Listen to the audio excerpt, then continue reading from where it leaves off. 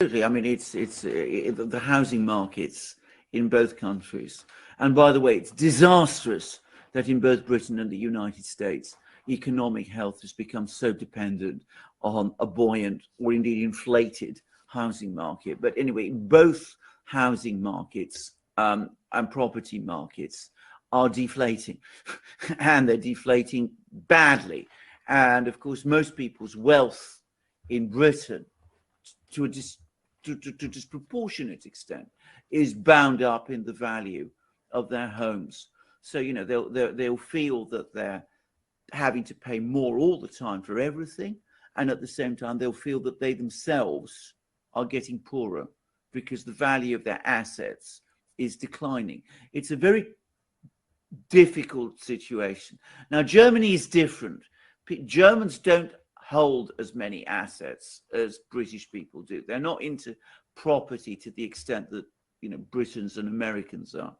But having said that, Annalena Baerbock comes along, talks about social unrest in Germany. That would be a very extraordinary thing in Germany. One wonders whether she's getting that information from reports from the German intelligence communities because of course they always keep track on what's going on within the general population. I mean, I don't know. My experience of Germany is that it would take an awful lot for real unrest in that way to manifest itself. But of course, Germany is one of those countries where elections are taking place in some region or another almost all the time. The SPD has already done badly in two big regional elections.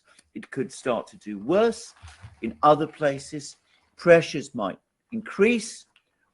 I don't know how it's going to turn out. But Germany's problems are, I think, greater than even Germans understand in some respects. Because, and this is where we come back to the comments that people like Putin and Lavrov have been making. It's absolutely clear that the Russians have given up on Germany. I mean, they no longer, I mean, they worked very, very hard to build up this economic and trading and diplomatic relationship with Germany. They were astonished at how it was all thrown over, at such incredible speed at the start of this year. And they will never trust the Germans again. And I don't really see any possibility that Russian gas flows will resume to Germany on anything like the kind of scale that we have seen historically. And I think it's now absolutely obvious that the economics minister there, Habeck, has no plan B. His plan A was that the sanctions would cause the Putin government to collapse. And of course, it hasn't happened. And now he's being left naked as Germany moves ever closer to winter.